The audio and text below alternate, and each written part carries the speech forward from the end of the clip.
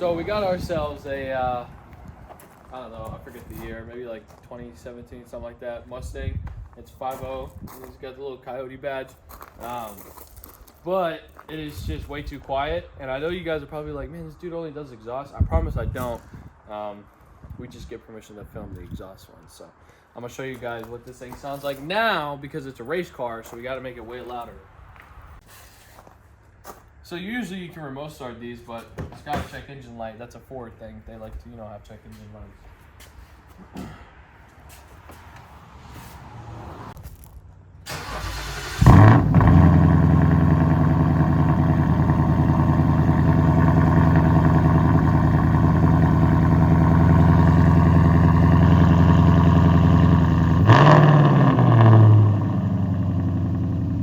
So today, the way we're gonna make it sound like a race car is, I don't know how this works. Oh yeah. Speed engineering. Okay, this may or may not fit. Looks like we got some long tubes with an X pipe.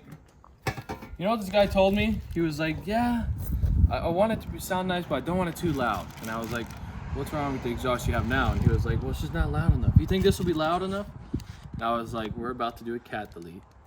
It's about to be headers to whatever muffler setup you got, and that's it.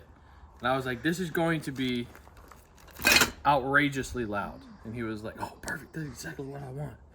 And I was like, all right. So, careful. Got our X pipe.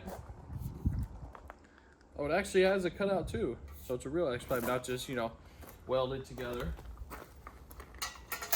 Be careful. We got one of the Longtube headers.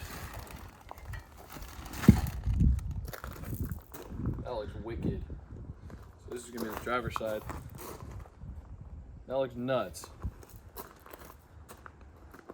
Yeah, so this is a Speed Engineering headers. I know they're on the cheaper side, so I think they'll work. But who knows? And then it's all held together by these clips and obviously the hardware. I like this stuff. It makes it easy. You ain't got to weld anything, even though the right way to do it is obviously to weld it, but it makes it really easy. And then these, I think the headers come with the little O2 sensor bung already on. So that'll be easy for us. And then, looks like O2 extensions maybe? Yeah, so some O2 extensions you get as well. So we're gonna throw this thing on and I guess I'll show you guys kind of the process of what it goes through. These headers are like way harder than like a Corvette or a Camaro or a Chevy because they're like that, if you will. Like spaghetti noodles. Yeah, exactly. It's like Chevy's like right here. And then Ford's like kind of like that. Okay, so if we look here, you'll see what I'm talking about. Like you can't even see the exhaust. You can't even see it, bro. That's unreal. And then these headers are off of a 2012 Camaro Z01, and they sit like that. So it's super easy to get them. These are Cooks. These are really nice headers. But yeah, that's where we're at right now. So we're gonna get it up in the air and then I guess swap them out. Okay, so where we're at right now, what you guys have to do, I don't know any other way you can do it, is you're gonna have to take this motor mount out. It's loose. There's a bolt here and a bolt on the other side in this same look like here, but on the other side. Those have blue Loctite. They are tight all the way out, so have fun. We were able to get both of those from the top. You just got to get little pry bar to move this AC line. Be careful so you don't break it. Then you got, this is the passenger side, so then you got a stud here, a stud over there. You can see it right there, and then a bolt here. Then that should give you a decent amount of access to the header. And I'm gonna take the starter out just so I have a good amount of range. For the header, there's a bolt there. There's a bolt right on top of there. Let me see if I can get it for y'all so y'all can see what I'm saying. Yeah, there's gonna be another bolt on top. There's a bolt on top.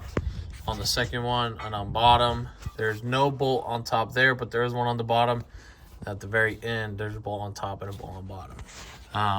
We just cut the cat off. Customer didn't want it anymore. He said chunk it, but I mean, obviously, if the customer wanted it, we wouldn't have cut it off. We would have just taken the bolts out, but that was just easier. But you guys will need to support the engine. Don't take these motor mount bolts off. I don't want something bad to happen to you guys.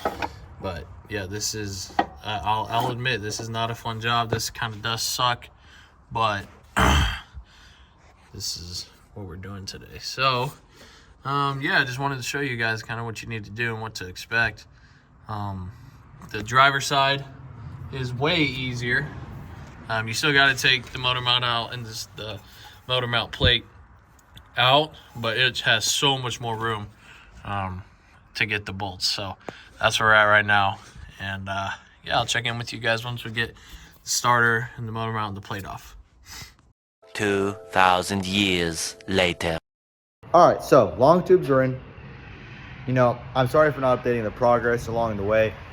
It is a frustrating install to say the least, but at least they're in. So I'm gonna go over and kind of show you guys kind of what's been going on and kind of a few key details that I realized on the install. Starting at the passenger side, kind of the main thing you want to get out of the way immediately is the air box. You don't got to take off everything for the intake piping, mainly just the air box itself.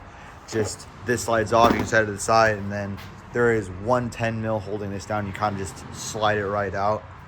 But really, that just gives you access to these top bolts up here. Really need to have access putting it on and back off.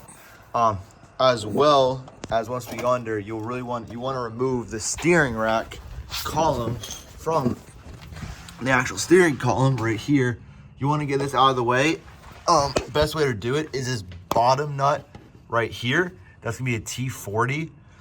Just pop that out. Make sure you know, either remember the exact orientation. Make sure you use, if you have the right tool to hold the steering wheel, or just use the seat belt as an easy way to make sure the steering wheel does not move, because we do not want to lose alignment when doing this. So you don't have to remove, as we showed earlier, you don't have to remove the entire motor mount, but I removed both the motor side and the K-member side just to be safe.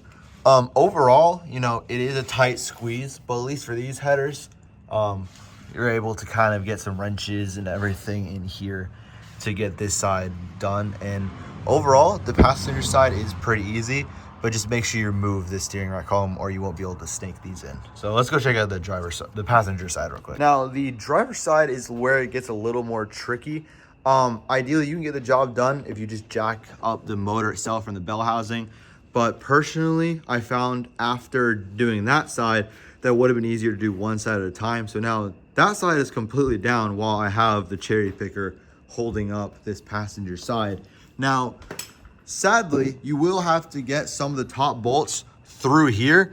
Now, as you can see, there's not a lot of room to get your hand in here. You're working around AC lines and then the entire strut tower assembly over here and the actual valve cover. So there's not a lot of room.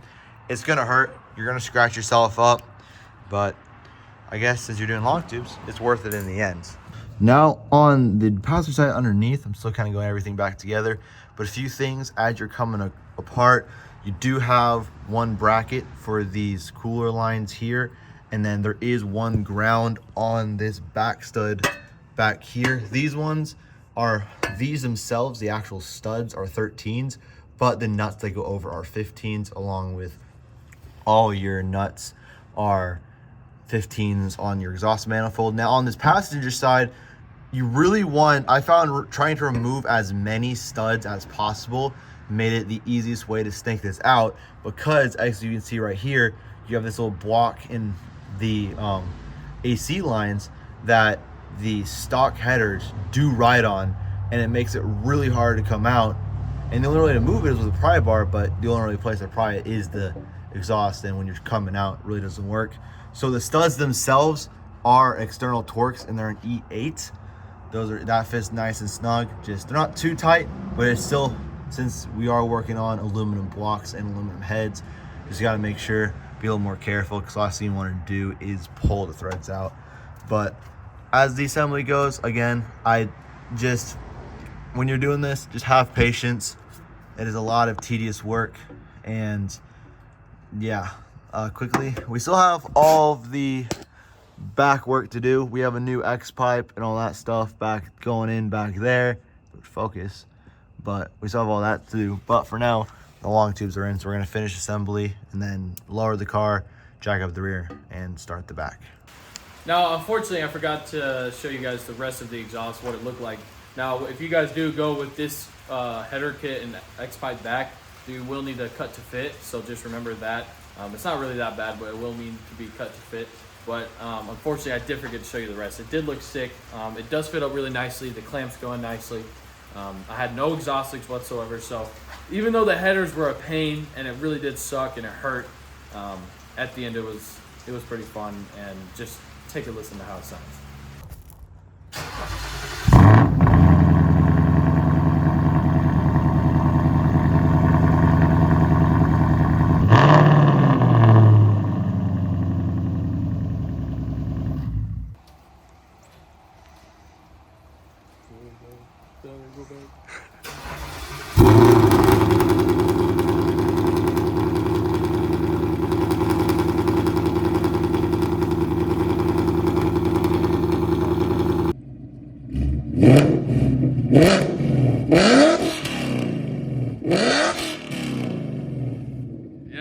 Yeah.